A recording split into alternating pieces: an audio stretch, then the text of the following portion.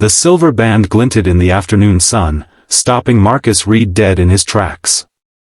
25 years had passed since he'd last seen that ring, the one with the unique infinity knot design he'd spent his last college savings on.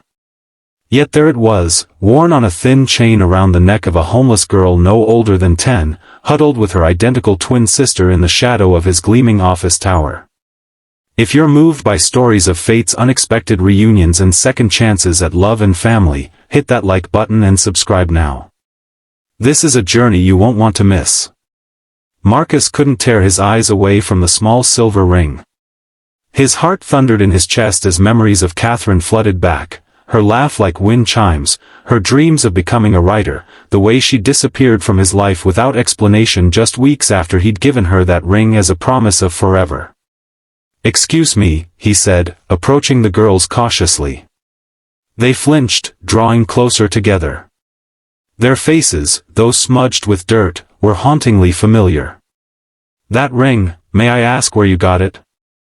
The slightly taller twin, he could tell them apart by a small birthmark near her left eye, clutched the ring protectively.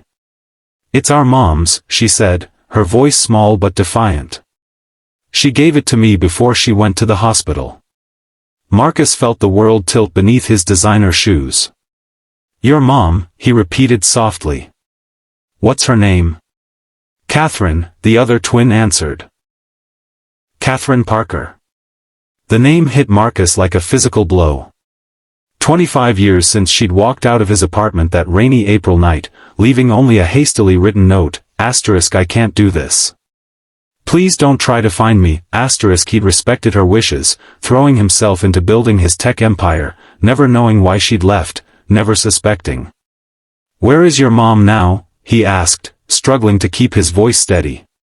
The girls exchanged a glance that contained volumes of unspoken worry. "She's sick," said the one with the birthmark. "The doctors say she needs an operation, but we don't have insurance. We've been trying to save money selling these." She gestured to a small pile of handmade bracelets beside them. Marcus knelt down, ignoring the damage to his $5,000 suit. "My name is Marcus Reed. I knew your mother a long time ago." "What are your names?"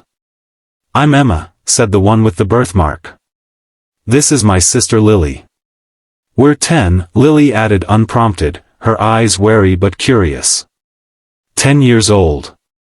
The math wasn't lost on Marcus. Could it be possible? Had Catherine left because she was pregnant?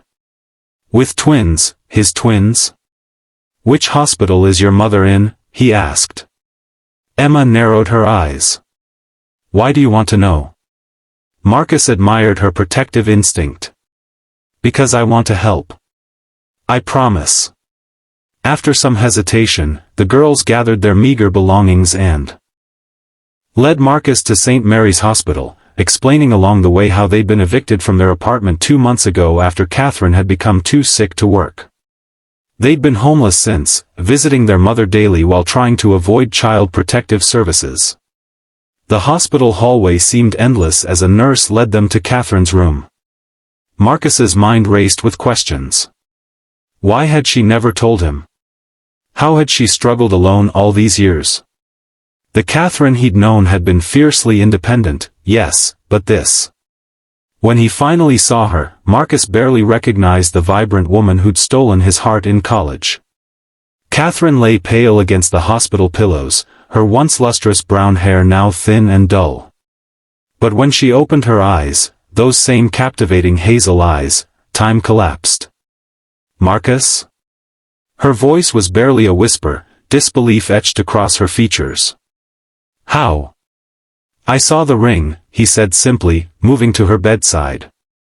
"I saw our daughters." Emma and Lily rushed to their mother, each taking one of her hands. Catherine's eyes filled with tears as she looked from them to Marcus. "I never wanted you to find out this way," she whispered. "Why didn't you tell me?" The question that had burned in him for decades finally escaped. Catherine's explanation unfolded slowly.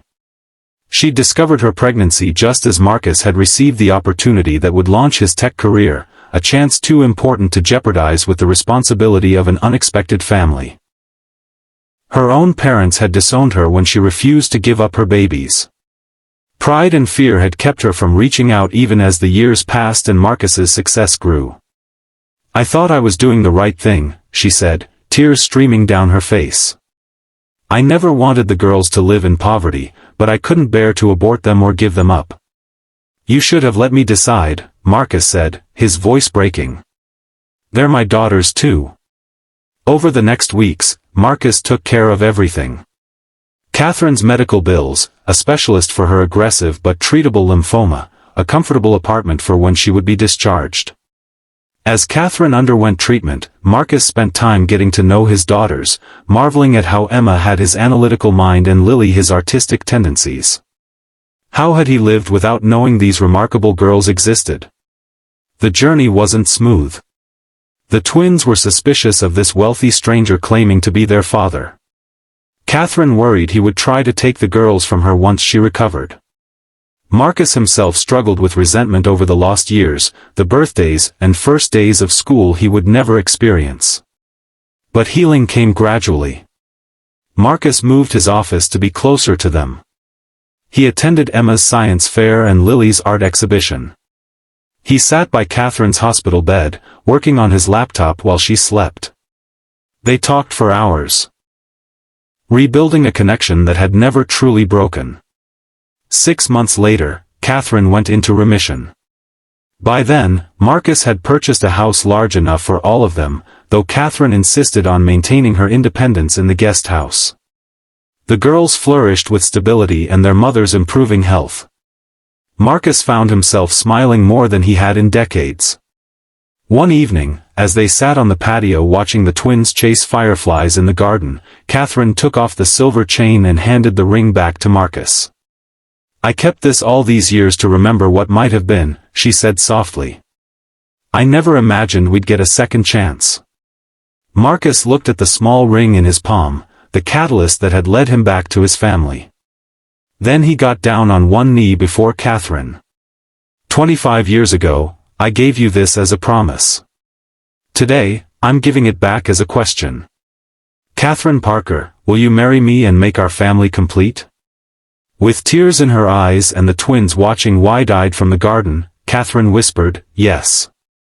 3 months later, in a simple ceremony with Emma and Lily as bridesmaids, Marcus and Catherine married under an arbor of white roses. As he placed the infinity knot ring on her finger once more, Marcus marveled at the twisted path that had brought them back together. Life continued to present challenges. Catherine had occasional health scares. The girls struggled to adjust to their new private school and Marcus's public profile. But together, they faced each obstacle as a family, something Marcus had never expected to have. On the twins' 11th birthday, Marcus gave each girl a small silver ring with the same infinity knot design as their mother's.